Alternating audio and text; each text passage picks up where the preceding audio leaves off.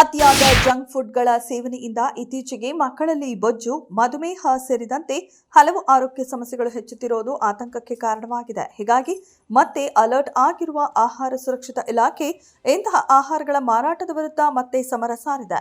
ಮಕ್ಕಳ ಆರೋಗ್ಯದ ದೃಷ್ಟಿಯಿಂದ ಮಹತ್ವದ ನಿರ್ಧಾರಕ್ಕೆ ಇಲಾಖೆ ಮುಂದಾಗಿದ್ದು, ತಜ್ಞ ನ್ಯೂಟ್ರಿಷನ್ ವೈದ್ಯರ ಸಲಹೆ ಮೇರೆಗೆ ಶಾಲಾ ವಿದ್ಯಾರ್ಥಿಗಳ ಆಹಾರದ ಬಗ್ಗೆ ಮಾರ್ಗಸೂಚಿ ಪ್ರಕಟಿಸಲು ಸಿದ್ಧತೆ ನಡೆಸಿದೆ. ಕರ್ನಾಟಕದಲ್ಲಿ ಮಳೆ ಕೊರತೆಯಿಂದ ಬರದ ವಾತಾವರಣ ತೀವ್ರಗೊಂಡಿದ್ದು, ರಾಜ್ಯಾದ್ಯಂತ ಬರಗಾಲ ವಿಪತ್ತು ಘೋಷಣೆ ಮಾಡಿ ಎನ್ಡಿಆರ್ಎಫ್ ಪರಿಹಾರ ಮಾನದಂಡ ವೈಜ್ಞಾನಿಕವಾಗಿ ನಿಗದಿ ಮಾಡಬೇಕು. ಮೈಸೂರು ದಸರಾವನ್ನು ಸರಳವಾಗಿ ಆಚರಿಸಬೇಕು ಎಂದು ರಾಜ್ಯ ರೈತ ಸಂಘಟನೆಗಳ ಒಕ್ಕೂಟ ಆಗ್ರಹಿಸಿದೆ. ರಾಜ್ಯ ಸರ್ಕಾರ ವಿಪ್ರಸ್ವ ಉದ್ಯಮ ನೇರ ಸಾಲ ಯೋಜನೆ ಜಾರಿಗೆ ತಂದಿದ್ದು, ಅದರ ಅನ್ವಯ ಅರ್ಹ ಬ್ರಾಹ್ಮಣರು ಈ ಯೋಜನೆ ಸದುಪಯೋಗ ಪಡಿಸಿಕೊಂಡು ಮುಂದೆ ಬರಬೇಕು ಎಂದು ಉಪಮುಖ್ಯಮಂತ್ರಿ ಡಾಕ್ಟರ್ ಜಿ. ಪರಮೇಶ್ವರ್ ಹೇಳಿದ್ದಾರೆ.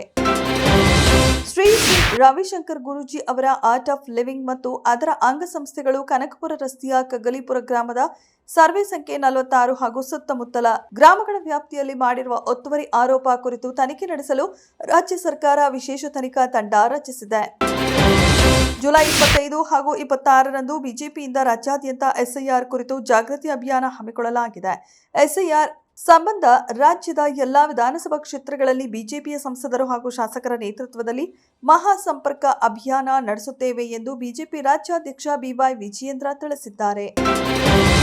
ನಮ್ಮ ಕನ್ನಡವನ್ನು ಉಳಿಸಿಕೊಳ್ಳಲು ಶ್ರವ್ಯ ಮತ್ತು ದೃಶ್ಯ ಪರಂಪರೆ ಎರಡೂ ಬೇಕು. ಆದರೆ ಯಾವ ಪಕ್ಷದ ಸರ್ಕಾರ ಬಂದರೂ ಕನ್ನಡದ ಪರ ನಿಲ್ಲುವುದಿಲ್ಲ ಎನ್ನುವುದು ಕಹಿ ವಾಸ್ತವವಾಗಿದೆ. ಹೀಗಾಗಿ ಕನ್ನಡಕ ಮ್ಯೂಸಿಯಂ ಸ್ಥಾಪನೆ ಸೇರಿದಂತೆ ಕನ್ನಡದ ಕೆಲಸಗಳು ತಾರ್ಕಿಕ ಅಂತ್ಯವನ್ನೇ ಮುಟ್ಟುವುದಿಲ್ಲ. ಚಿತ್ರ ನಿರ್ದೇಶಕ ಟಿಎಸ್ ನಾಗಾಭರಣ ಬೇಸರ ವ್ಯಕ್ತಪಡಿಸಿದ್ದಾರೆ.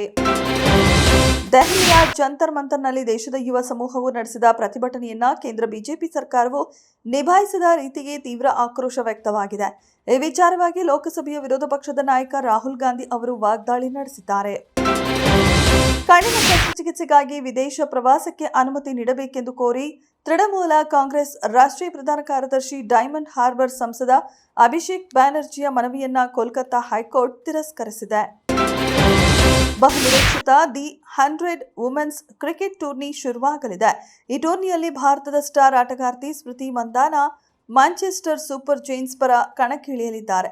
ಕಳೆದ ಬಾರಿ ಮ್ಯಾಂಚೆಸ್ಟರ್ ಒರಿಜಿನಲ್ಸ್ ತಂಡಕ್ಕೆ ಆಯ್ಕೆಯಾಗಿದ್ದ ಸ್ಮೃತಿ ವೈಯಕ್ತಿಕ ಕಾರಣಗಳಿಂದ ಟೂರ್ನಿಯಿಂದ ಹಿಂದೆ ಸರಿದಿದ್ರು. ಇದೀಗ ನೇರ ಒಪ್ಪಂದ ಮೂಲಕ ಸ್ಮೃತಿ ಮ್ಯಾಂಚೆಸ್ಟರ್ ಸೂಪರ್ ಜೈಂಟ್ಸ್ ತಂಡಕ್ಕೆ ಸೇರ್ಪಡೆಯಾಗಿದ್ದಾರೆ.